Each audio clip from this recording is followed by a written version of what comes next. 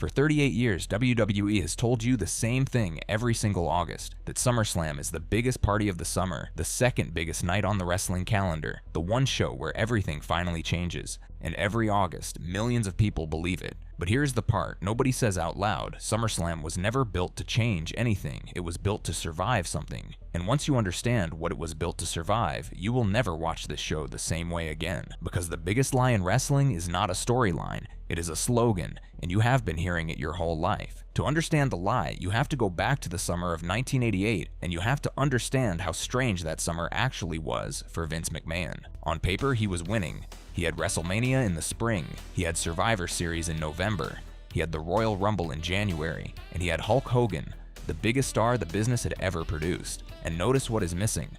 Summer. There was a hole in the middle of the year, 3 long months where WWE had no major show, no reason for anyone to spend money, no reason for anyone to care. And in 1988, an empty summer was not just boring, it was dangerous, because somebody else was already there. Down south, Jim Crockett Promotions had spent years building a summer tradition of their own, a show called the Great American Bash. And it worked, it drew, it gave Southern wrestling fans a reason to stay loyal through the hottest months of the year. Pay-per-view in that era was not like streaming today. There were only so many slots, only so many cable companies willing to carry wrestling, and every date one company took was a date the other company could not have.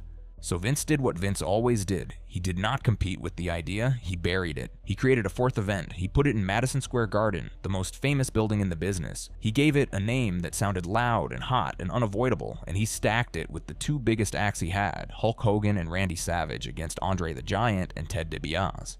It worked. It worked immediately, and SummerSlam was born. But notice what it was born from. It was not born from a creative vision. It was not born from a story that needed telling. It was born from a gap in a calendar and a war over cable slots. And for the record, that is not the lie. That is just where the lie begins. Because a show created to fill a gap will always behave like a show created to fill a gap. And once I show you the pattern, you are going to see it in almost every SummerSlam you have ever watched. Here is the pattern. Every August, WWE promises you that SummerSlam is where things change. And almost every year, SummerSlam is actually where things get reset. Think about how a normal story works. Something happens, and then the world afterwards is different. That is what a story is. Now think about how SummerSlam usually works. Something enormous happens. The crowd loses its mind. You go to bed convinced the company just turned a corner, and then 3 or 4 weeks later, everything is quietly back where it started. The champion who lost is champion again. SummerSlam has produced some of the greatest matches in company history. The lie is that SummerSlam matters in the way WWE tells you it matters. And I'm not asking you to take my word for it, because the evidence is brutal, and the first piece of evidence took place in front of the biggest crowd WWE had seen in years. 1992.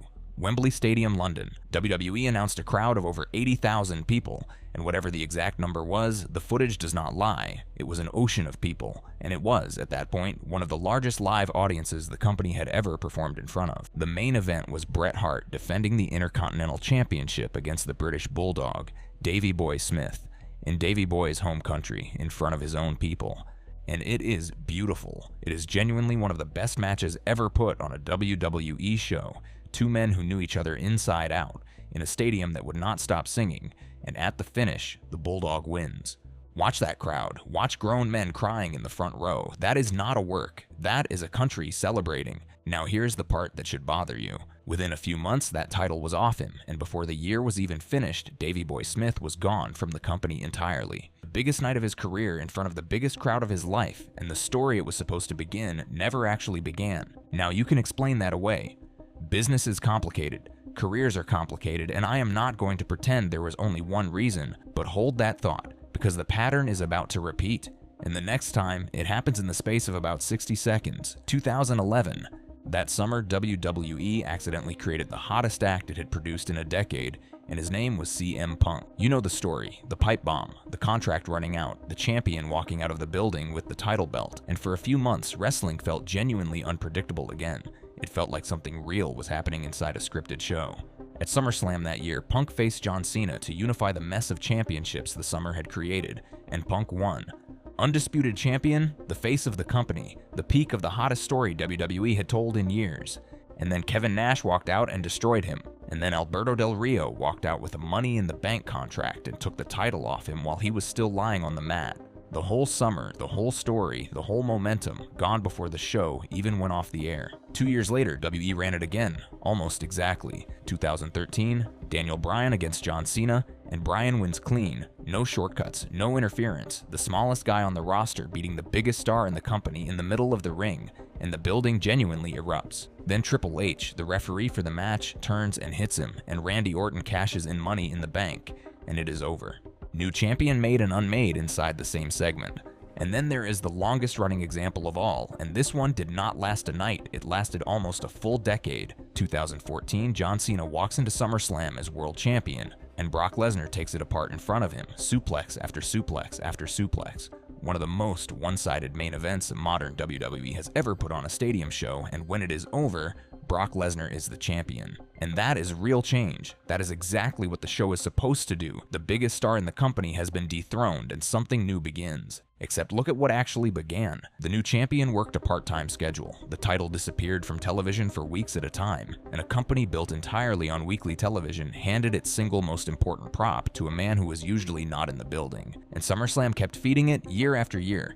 Brock against Randy Orton, Brock in a fatal four-way, Brock against whoever the company had decided to test that summer, and every August the sales pitch was identical. This is the year somebody finally takes it from him. 2018, Roman Reigns finally does, in Brooklyn, and the crowd reaction tells you how long people had been waiting for it. Now I want to be careful here, because what happened next had nothing to do with booking. Roman stepped away from wrestling for reasons that were about his health, and the company handled that with real class. And I am not going to use a man's illness as evidence in an argument about storytelling.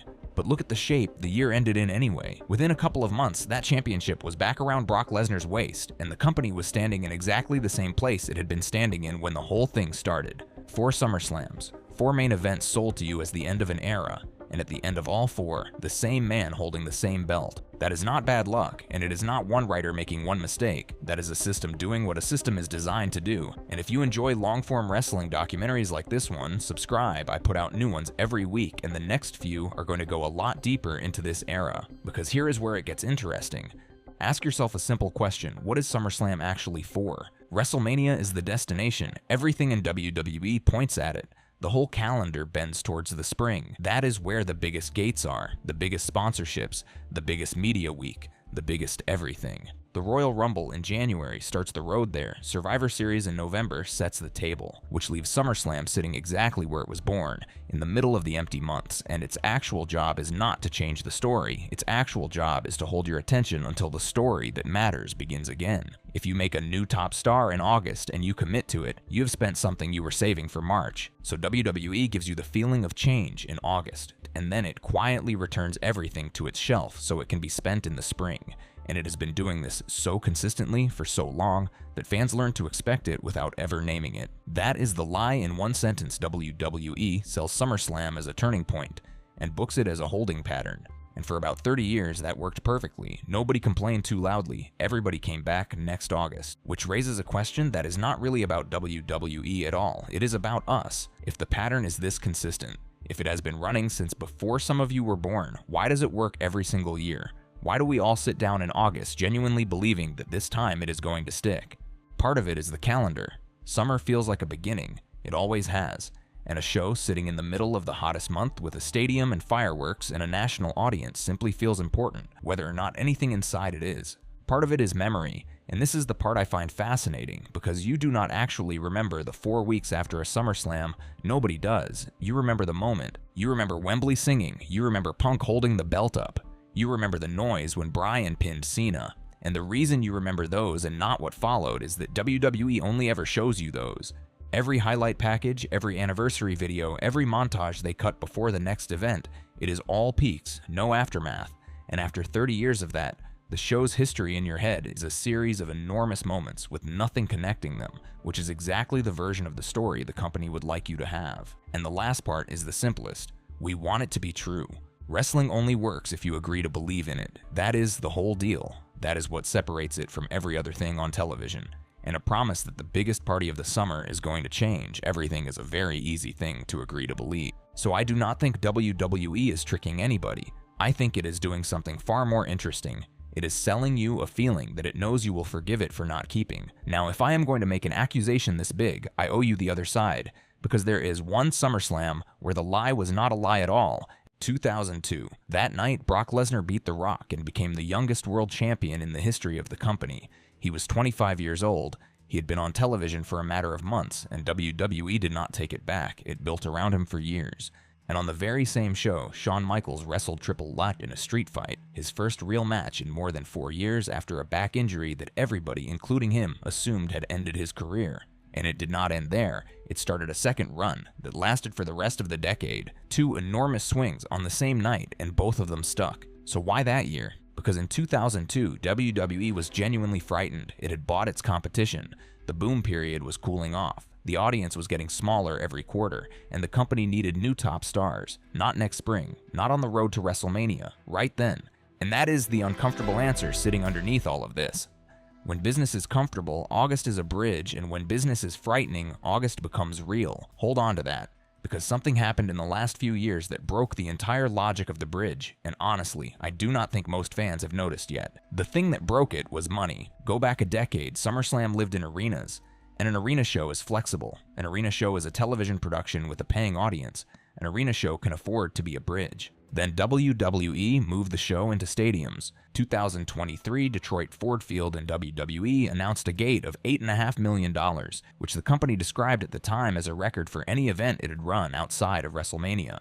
2025, MetLife Stadium in New Jersey, and something happened that had never happened before in the history of the event. SummerSlam ran across 2 nights, something WWE had previously reserved only for WrestleMania, and the combined attendance across those 2 nights was over 113,000 people. Now stop and think about what that does to the math. A stadium is not a television set. A stadium is a partnership with a city, with a tourism board, with hotels, with a state that helped bring the event in. Those partners do not care about your booking philosophy. They care about whether people fly in, whether the show is worth the trip, whether next year sells. Add to that a media landscape where WWE content lives on major streaming platforms rather than a lonely pay-per-view slot on cable, and the audience is no longer just the loyal fans who were always going to be there in August. It is a general audience that is being sold a reason to click. You cannot sell a bridge to those people, you have to sell a destination. So SummerSlam has quietly been forced to become the thing it has always claimed to be, not because WWE had a change of heart, but because the show got too expensive to be a placeholder. The party costume finally has to fit, which brings us to right now. This year, SummerSlam takes place across 2 nights at US Bank Stadium in Minneapolis, and it will be the first time WWE has run a stadium show in that city. And look at the card. Roman Reigns against Seth Rollins, 2 men whose story goes back more than a decade. CM Punk against Cody Rhodes, 2 men who both walked away from this company and both came back to sit at the top of it. Brock Lesnar against Obafemi inside Hell in a Cell. Every single one of those is a match that could change the direction of the company, which is exactly what makes this year the real test, because that has always been true in August. That has been true since Wembley. That was true in the summer of Punk. That was true the night Daniel Bryan won and lost the title in the same breath. The card has never been the problem. The problem has always been the 4 weeks after. So here is what I would actually watch for. Do not judge SummerSlam on the night. The night is easy. The night is fireworks in a stadium and a crowd that would pop for anything. Judge it in September. Ask yourself one question 4 weeks later. Is the world of this company genuinely different because of what happened in Minneapolis? Or is everything quietly back on its shelf, waiting for the spring? If it is different, then something real has changed in how WWE runs its business. And the slogan finally becomes true after 38 years. If it is not, then the biggest party of the summer is exactly what it has always been, the most expensive holding pattern in wrestling. And honestly, I want to be wrong about this. I want August to matter, because if it does, then everything we thought we knew about how this company builds its stars is about to change, and there is no better place to see that than the one rivalry that has survived every reset WWE has ever thrown at it.